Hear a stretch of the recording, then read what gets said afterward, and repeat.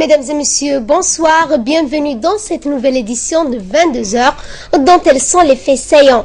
Djibouti Maep, le chef de l'État, a tenu un discours dans le forum du Maep.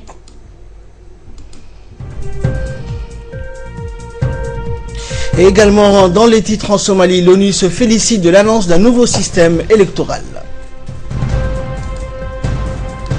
Voilà, donc c'était les titres. Merci à vous de nous rejoindre. Le président de la République, Ismaël Omar Guelleh, a participé ce matin aux travaux de la 26e session ordinaire des chefs d'État et de gouvernement de l'Union africaine.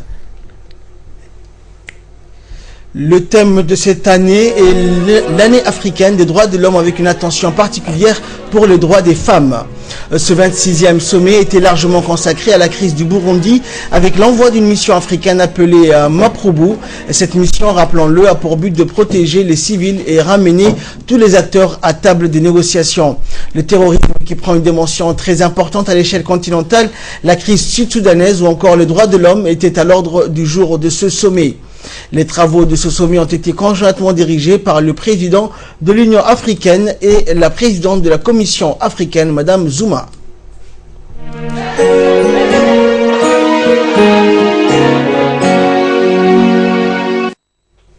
Et le sommet des chefs d'État et de gouvernement était l'occasion de choisir un nouveau président de l'organisation continentale pour 2016. Le président tchadien a été donc élu nouveau président de l'Union africaine, Idriss Déby Itno. Et durant ce sommet, plusieurs interventions ont été prononcées, dont celui du président de la République, Ismaël Omar Guelleh. Voici ses propos. Nous voilà, chers frères, encore une fois réunis dans cette belle ville d'Addis Abeba pour notre conférence annuelle. Je voudrais à cette occasion remercier le gouvernement et le peuple éthiopien pour leur accueil chaleureux. Permettez-moi également de profiter de cette opportunité pour féliciter le président sortant, son Excellence M. Robert Mugabe, pour l'excellent travail accompli tout au long de l'année écoulée au service du continent, et féliciter par la même occasion son Excellence Idriss Déby, président du Tchad, pour son élection à la tête de notre chère commission. Mesdames et messieurs, les droits de l'homme sont notre apanage à tous et en toutes circonstances, qui que nous soyons, quelle que soit notre origine, notre classe sociale et nos opinions. C'est une question de justice pour les individus, de stabilité pour les sociétés et de progrès pour le monde entier. Il y a une première vérité qui semble évidente, mais qu'il nous faut rappeler sans cesse. Mesdames et messieurs, les droits de l'homme sont universels. Je prouve le besoin de rappeler cette évidence en raison de conflits d'interprétation qui subsistent autour de l'universalité de la Déclaration des droits de l'homme. Le nombre réduit de pays impliqués dans sa rédaction, car il est vrai qu'en 1948, la majeure partie du monde en développement, particulièrement notre continent, était sous le joug de la domination coloniale. Il me semble cependant difficile de remettre en cause sa valeur intrinsèque et le fait qu'elle ait constitué un point de départ. Nos pays ont contribué à l'enrichir, à l'approfondir, en s'engageant massivement dans la rédaction de cet autre document majeur qui est la Déclaration et le programme d'action de Vienne, adopté en 1993 et qui mettent un accent particulier sur l'indivisibilité, l'indissociabilité et l'indépendance de tous les droits, y compris le droit au développement. C'est pourquoi la promotion et la protection des droits humains doivent avant tout dériver d'une pratique politique qui met en place ces conditions de réalisation. C'est pourquoi la paix, la bonne gouvernance et la démocratie sont des vecteurs puissants de cette culture des droits humains que nous devons encourager. Oui, les droits humains, c'est avant tout le droit à la vie, à l'éducation, le droit à la santé ou encore le droit à un logement décent. Car c'est la conquête de tous ces droits qui donne à l'individu sa liberté et sa dignité. C'est la conquête de tous ces droits et d'autres encore qui rendent les individus tolérants et, partant, qui assurent la cohésion sociale et communautaire. Le rôle de l'État est donc plus que crucial dans cette conquête puisqu'il a la mission d'éduquer, de soigner ou encore de loger. Certes, La réalisation des droits de l'homme incombe en premier lieu à l'État qui est détenteur des prérogatives de la puissance publique pour les faire valoir et les faire respecter. Cependant, c'est le même État qui, le plus souvent, est accusé de violer les droits de l'homme, d'où la nécessité de créer des mécanismes pour défendre les citoyens de tout abus. Ainsi, pour ne pas être juge et parti, nos pays agissent par l'intermédiaire d'institutions nationales telles que, par exemple, la Commission nationale des droits de l'homme, qui s'acquitte de sa tâche au quotidien, en toute indépendance et conformément aux principes de Paris.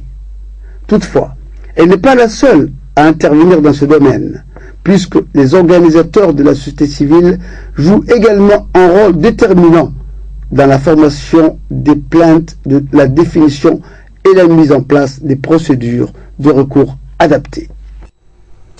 Et dans la seconde partie de son intervention, le président Guelleh s'est largement focalisé sur les avancées majeures enregistrées par notre pays dans divers domaines, dont le renforcement du processus démocratique et la gouvernance politique.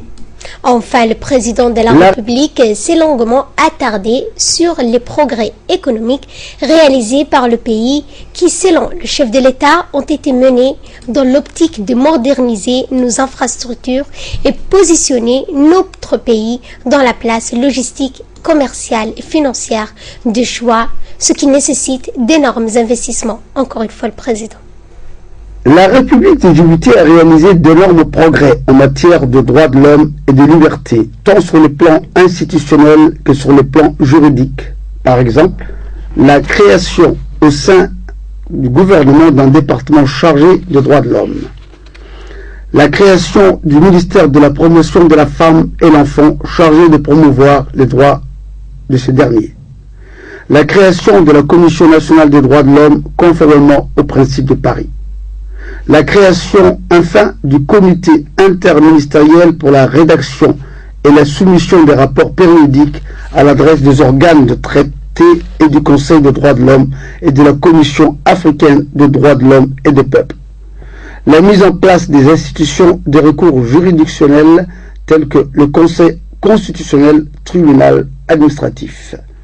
En outre, mon pays a procédé à la ratification quasi totale des instruments internationaux et continentaux relatifs aux droits de l'homme, et particulièrement au protocole du pacte sur le droit civil et politique, visant l'abolition de la peine de mort et la même inscrite dans sa constitution. Cette mise en place patiente et résolue d'une infrastructure de promotion et de protection des droits de l'homme a permis de réaliser des progrès tangibles, mais aussi de disséminer une culture des droits de l'homme au sein des institutions ainsi qu'auprès de cahiers de la société civile. Elle a permis à des acteurs nouveaux de se doter d'outils précieux afin de s'engager de manière active dans la promotion et la protection des droits de l'homme, parfois avec une vocation générale, souvent en se spécialisant dans un domaine particulier, comme c'est le cas, pour ne citer qu'un exemple, pour le droit des femmes à Djibouti. Monsieur le Président, les droits de l'homme font partie des valeurs fondatrices de notre République. En inscrivant dans sa Constitution le respect des principes fondamentaux des droits humains, la République de Djibouti a voulu transcrire fidèlement le précepte de notre religion ainsi que nos valeurs culturelles. Toutefois, ce n'est pas parce que nous avons inscrit dans notre loi fondamentale le caractère inaliénable des droits humains que cela devient effectif et concret. Nous le savons tous, les sociétés sont très complexes. Combien de droits peuvent être bafoués, voire même violés, si nous ne prenons pas garde? Combien de situations sociales ou économiques peuvent contrarier l'épanouissement de ces droits si nous n'y prenons pas garde? C'est pourquoi la promotion des droits de l'homme, à mon sens, ne devrait pas incomber à tel ou tel parti, mais elle doit être la grande cause de toute la nation et demande l'investissement de nous tous, sans exception. En outre, l'État ne peut et ne doit pas être le seul contributeur en matière de droits de l'homme. Et c'est heureux que l'on soit ainsi, car le respect de ces droits doit concerner toutes les composantes de notre société, aussi bien les acteurs étatiques que les acteurs non étatiques, comme les ONG, les leaders religieux et les leaders traditionnels. Car la société civile, dans toute sa composante et dans toute sa diversité, a un rôle prépondérant dans ce combat. Pour conclure, je voudrais souligner l'importance qu'une recherche, je dis bien d'une recherche active de solutions communes aux défis qui se posent à nous et réaffirmer la nécessité impérieuse de concevoir la notion des responsabilités sous l'horizon de la nécessaire dignité de l'ensemble de l'humanité. À cet égard, nous reprenons à notre compte l'analyse développée par les spécialistes certains du continent, d'autres d'ailleurs qui illustrent que le financement du développement est une question de droits de l'homme. L'importance de l'élaboration des politiques communes qui prennent en compte le développement, le commerce et les droits de l'homme. Au cours de son séjour à Addis Abeba et avant l'ouverture ce samedi du 26e sommet de l'Union africaine, le président de la République, Ismaël Omar Guelleh, s'est entretenu hier avec son homologue ivoirien Alassane Ouattara. Cette rencontre a été dédiée au renforcement des relations bilatérales. Le président Guelleh et son homologue ivoirien se sont accordés d'accroître le niveau des échanges économiques entre les deux pays, de renforcer leur coopération et collaboration. Ils se sont ainsi décidés également à mettre en place un partenariat efficient entre Djibouti et la Côte d'Ivoire dans le domaine de la formation des ressources humaines.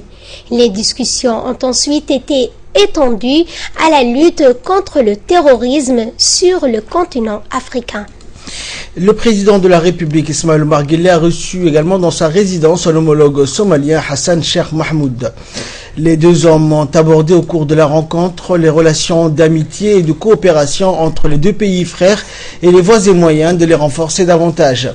Ils ont également évoqué ensemble la situation qui prévaut actuellement en Somalie. Le soutien que Djibouti apporte à la Somalie dans le cadre de la stabilisation était au menu des discussions. Ont assisté à la rencontre les deux ministres des Affaires étrangères des deux pays et l'ambassadeur de Djibouti en Éthiopie, Mohamed Idriss Farah, qui nous fournit ici les détails concernant la rencontre. Le président somalien à sa résidence. C'est un signe d'amitié et de fraternité qui existe entre les deux chefs d'État. Ensuite, les chefs d'État ont évoqué les relations entre nos deux pays sous toutes les formes, et notamment ils ont évoqué la présence de nos forces en Somalie et l'implication de nos forces du bataillon, le premier bataillon, mais également le deuxième bataillon. Et ils ont convenu d'un certain nombre de choses au niveau des deux pays de Djibouti et Somalie. Le nouvel ambassadeur de Djibouti à Washington, Mohamed Ali, a présenté aujourd'hui au président des États-Unis, Barack Obama, ses lettres de créance l'accréditant en qualité d'ambassadeur extraordinaire et plénipotentiaire de la République de Djibouti aux États-Unis. Le nouvel ambassadeur a profité de l'occasion pour transmettre au président américain les salutations les plus chaleureuses du président Ismaël Omar Guelleh, ainsi que les meilleurs vœux du gouvernement et du peuple de Djibouti au gouvernement et au peuple des États-Unis d'Amérique. L'ambassadeur Mohamed Ali remplace à ce poste le regretté Feu Roblé Olhaye. Toujours aux nouvelles nationales, sous la présidence du député Sharmaki Moussa Aré, la commission des finances, de l'économie générale et du plan a examiné ce matin un projet de loi portant organisation de la propriété foncière. Le gouvernement était représenté par le Premier ministre Abdelkader Kamil Mohamed. Était également présent le procureur général Jama' Suleiman Ali. La présente loi a pour but de rendre d'une part plus efficace l'organisation du régime foncier et d'autre part de faciliter le financement de l'immobilier en République de Djibouti. Entrée en vigueur le 10 octobre 1991, la loi 177 a abrogé le décret du 1er mars 1909 portant organisation de la propriété foncière de la côte française du Somalie. Force est constaté, a dit en substance le Premier ministre, que 24 ans après l'adoption de la loi 177 du 1er octobre 1991, les recours en justice en cas de défaillance, notamment les garanties hypothécaires en matière de vente immobilière, s'enlisent pendant des années dans des procédures judiciaires en raison notamment des lacunes de la loi de 1977. Cette loi d'inspiration anglo-saxonne va sans aucun doute redonner de la vigueur au secteur de l'immobilier et dans la construction en créant notamment des emplois permanents, en outre de réduire le déficit en logement et de réduire considérablement le taux d'intérêt consenti par les banques au secteur privé. Cette loi va booster l'économie et agir comme un accélérateur de croissance pour notre économie, a expliqué le Premier ministre. Les députés n'ont pas manqué de questionner le Premier ministre sur certains points saillants du dit projet, notamment la question du respect des banques de taux d'endettement maximum accordé aux particuliers qui ne peut excéder les 30% selon la loi. Après des discussions passionnées avec le Premier ministre, les membres de la commission ont donné un avis favorable à l'adoption de ce texte à la prochaine séance publique. En nouvelle nationale toujours, le ministre de l'Éducation nationale et de la formation professionnelle, Dr Jama El Maoukié, accompagné de ses proches collaborateurs, s'est rendu ce matin au centre de formation des enseignants de l'enseignement fondamental afin de donner le coup d'envoi de la rentrée des classes des élèves maîtres de la session 2016. À ce titre, une cérémonie d'accueil des jeunes élèves maîtres qui ont été admis au concours de recrutement des instituteurs a été organisée par le ministère de l'Éducation nationale afin de les sensibiliser sur l'importance du métier de l'enseignement. Par ailleurs, cette cérémonie d'accueil des jeunes élèves maîtres a donné l'opportunité au ministre de s'adresser à eux pour les encourager à être exemplaires dans leurs activités professionnelles d'enseignants et à faire preuve de sérieux et d'assiduité.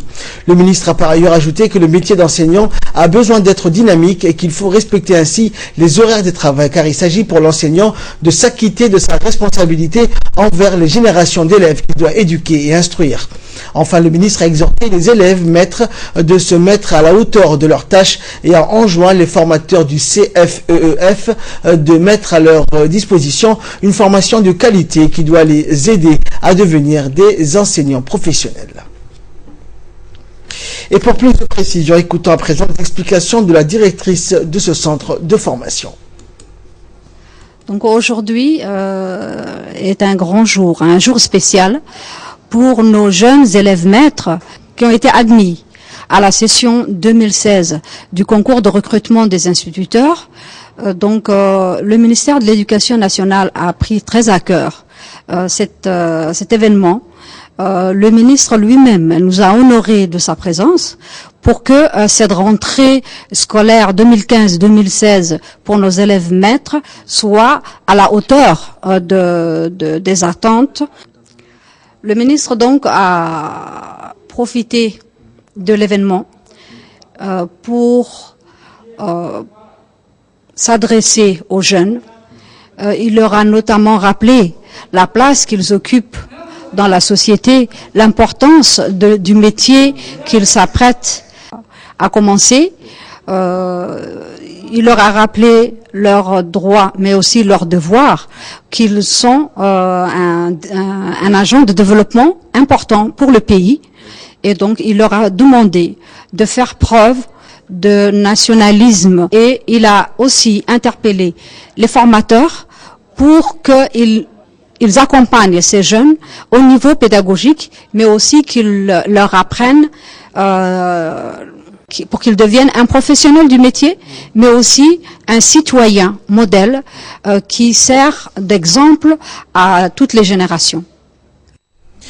Le ministre des Affaires musulmanes, de la Culture et des Biens Waqf, Aden Hassan Aden, est aussi un écrivain. En effet, le ministre vient d'adhérer aujourd'hui au sein de l'Office djiboutien des droits d'auteur et droits voisins, ODA, en tant qu'écrivain et homme de lettres. Une cérémonie a été organisée ce matin pour la circonstance. Le ministre a publié 4 livres et un dictionnaire en langue somalie. Une attestation en qualité de membre de l'ODA lui a été remise, ainsi qu'un certificat de dépôt des œuvres. Le ministre des Affaires musulmanes, de la Culture et des Biens Waqf a paraphé avec le président de l'ODA, Mohamed Ahmed Sultan, le document d'adhésion, ce qui permettra de mieux protéger les œuvres littéraires. L'Office des droits d'auteur et des droits voisins est compétent en matière de protection des œuvres créées au niveau du territoire national. Cet organisme est régi par la loi 154. Il offre à tout auteur d'œuvres de l'esprit une protection large en vue de lui permettre de tirer un profit maximal de ses productions. Outre le directeur général de l'ODA, Mohamed Ahmed Sultan, de nombreuses personnalités ont assisté à la cérémonie. Et dans un mot qu'il a prononcé, le directeur de l'ODA a donné quelques explications, notamment sur le rôle de son organisme.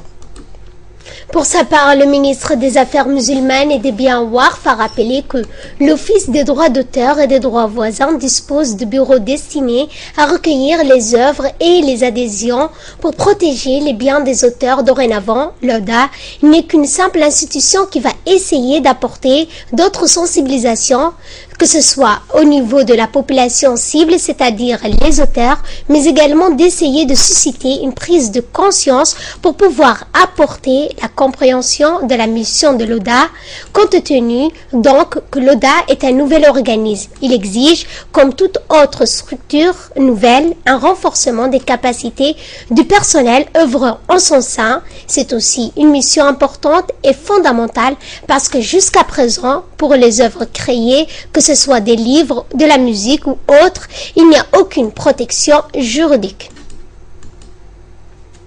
Une délégation de la Mission nationale des droits de l'homme, conduite par son président Ali Mohamed Abdou, a effectué aujourd'hui une visite de travail et d'information à la prison centrale de Gabon. À l'occasion de cette visite, la commission a remis le dernier rapport sur la prison de la visite en date du 30 septembre dernier. Au directeur général s'est entretenu avec lui sur les améliorations constatées depuis cette date et a engagé des discussions franches et honnêtes avec de nombreux détenus de différents quartiers et comprenant la population carcérale par catégorie, adultes, femmes, mineurs et suivant le statut de condamné et en détention préventive. La Commission nationale des droits de l'homme fait observer que ces missions de visite s'inscrivent dans le cadre de son mandat et activités régulières qui ont pour objectif notamment d'observer les conditions matérielles et infrastructures. La grande cour, les dépôts, les contenus. Nous avons visité l'ensemble de ces quartiers. Également, nous avons eu un petit briefing avec les autorités pénitentiaires, dont le commandant Mohamed Jama, mon ami, qui est là, qui nous ont accueillis avec chaleur et qui nous ont brossé la situation. Sport, cette fois-ci, la Fédération djiboutienne d'athlétisme a organisé hier après-midi la 17e édition des 15 km de Djibouti Télécom.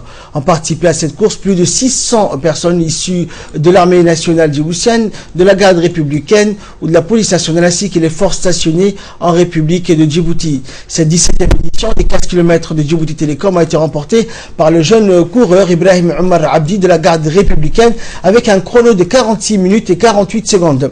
La seconde place a été remportée par Abdillahi Ali Elmi, toujours de la garde républicaine, avec un chrono de 46 minutes et 50 secondes. Enfin, la troisième place est revenue au jeune As'ad Abdi Daoud de l'armée nationale, avec un chrono de 47 minutes et 31 secondes. La cérémonie de remise des récompenses de cette 17e édition des 15 km de Djibouti Télécom, partenaire de la Fédération djiboutienne d'athlétisme, s'est déroulée au siège de la direction de Djibouti Télécom. Le directeur général de Djibouti Télécom, Mohamed Bouassoué, a récompensé le premier gagnant et le deuxième a reçu sa récompense par le maire de Djibouti-Ville, Hussein Abdullahi Qayyad, et enfin le président de la Fédération djiboutienne d'athlétisme, Mohamed Ahmed Cheikhou, a récompensé la troisième position. Les récompenses sont composées d'argent liquide ou des coupes ou des téléphones smartphones. Plus élargie et touche les différentes couches de la population. À notre niveau, je pense que on doit soutenir ce genre d'initiative. Et comme c'est un événement important de la ville, surtout dans le domaine du sport, nous espérons améliorer de plus en plus et faire que cette course soit une course internationale ou du moins régionale. Toujours en nouvelle nationale, dans le cadre du projet de renforcement des moyens de subsistance et de réduction des vulnérabilités des communautés pastorales en République de Djibouti, financé par la Banque islamique de développement, une délégation multidisciplinaire des hauts cadres composés des différentes directions du ministère de l'Agriculture, à savoir la direction de l'agriculture, la direction de l'élevage et des services vétérinaires et l'unité de gestion de projet a effectué une mission de terrain du 25 au 27 janvier dernier dans les localités de Darasbio, Faradil et Douré dans la région d'Ali Sabié. Les objectifs ainsi que les résultats de la mission se présentent comme suit: lancement d'une campagne de soins et traitements vétérinaires sur plus de 1600 têtes de petits ruminants essentiellement constitués de caprins, dont l'équipe de la 2SV a procédé au déparasitage des animaux et au traitement des cas de carence et de pneumonie. L'identification des besoins en kit scolaire et latrines de foyers ou d'habitat de ménages à faible revenu pour l'installation d'équipements scolaires pour l'éclairage domestique ainsi que la réalisation des latrines en vue d'améliorer la salubrité et l'hygiène dans la localité de Faradil, d'Asbio et d'Ouré, dont 88 foyers ont été identifiés, dont un tiers sont inhabitables. Identification sur l'exploitation agricole de Faradil d'Ouré en vue de renforcer les capacités de production d'exploitation agricole dont l'effectif est de 30 jardins. En effet, la population a accueilli favorablement ces actions tout en profitant de cette occasion pour remercier le gouvernement, en particulier le président de la République Ismaël Omar Guelleh, pour le branchement du village de Daasbio de la conduite principale d'eau potable à Djibouti, en soulignant également que le branchement de la ligne électrique reliant Ali Sabié à Holol. Différents clubs de Dakatoriou de Djibouti-Ville ont organisé hier une journée de démonstration de masse à l'esplanade du Palais du Peuple. Des centaines de jeunes ont participé à cette cérémonie préparatoire pour la Coupe de Djibouti qui se déroulera le 5 février prochain. Et à cette occasion, le représentant de la Fédération djiboutienne de Dakatoriou ainsi que différents moniteurs du club étaient présents. Une des 100 élèves de pratiquants de Djibouti-Ville, sans qu'il y ait des régions de l'intérieur. En tout, aujourd'hui, l'effectif de pratiquants de Dakatoriou s'élève à 400 pratiquants. Nous avons ici aujourd'hui 200 élèves afin qu'ils puissent au moins regarder le technique et la forme de différents moniteurs, comme je viens de vous le dire. Et nous remercions infiniment et indéfectiblement la RTD qui est venue nous voir, ainsi que toutes les passants qui viennent de s'asseoir et de voir toute la réaction de Dakatoriou. Actualité régionale et internationale à présent en Somalie, l'ONU se félicite de l'annonce d'un nouveau système électoral. Le secrétaire général de l'ONU Ban Ki-moon et le Conseil de sécurité ont salué ce jeudi la décision du gouvernement fédéral somalien de mettre en œuvre cette année un système électoral établissant un nouveau parlement fédéral bicaméral.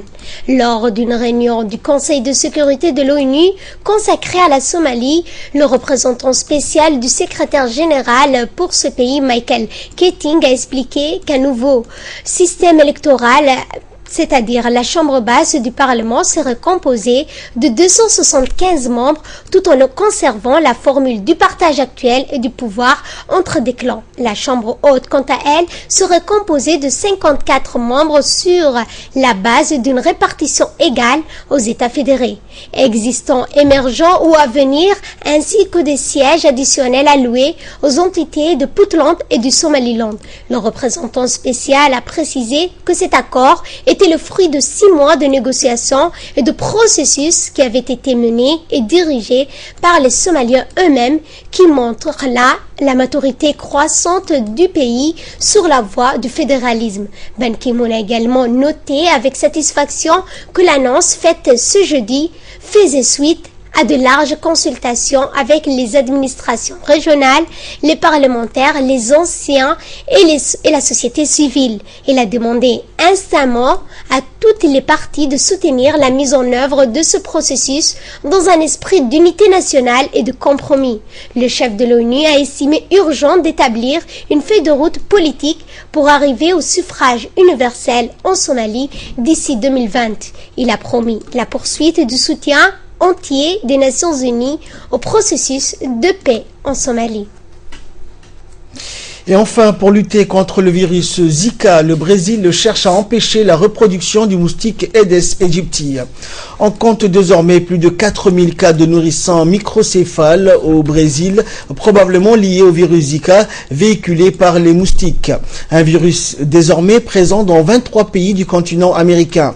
L'épicentre se situe à Recife, dans le nord-est. Le virus se transmet via l'espèce Aedes aegypti, mais les scientifiques de ce laboratoire cherchent à déterminer si les moustiques courants, 20 fois plus communs, peuvent aussi le transmettre. Nous sommes en train de perdre la bataille contre le moustique. Pourquoi? Parce que tant que le moustique se reproduit, nous perdons la bataille contre lui. Donc nous devons nous mobiliser pour gagner la bataille, a affirmé la présidente Dilma Rousseff. Le gouvernement brésilien a annoncé le déploiement de 220 000 soldats pour traquer les points d'eau stagnantes favorisant la reproduction des moustiques, mais seulement à partir du 13 février, après la fin du carnaval. La mise au point d'un vaccin contre le virus Zika pourrait prendre une décennie. La société britannique Oxitec a mis au point un spécimen Aedes aegypti transgénique. Ce moustique serait capable de décimer la population sauvage de l'espèce en transmettant à sa progéniture un gène empêchant les larves de se développer. Malgré des tests prometteurs, la société n'a toujours pas reçu l'aval des autorités sanitaires brésiliennes. Voilà donc, c'est tout pour ce journal. Merci à vous de nous avoir suivis.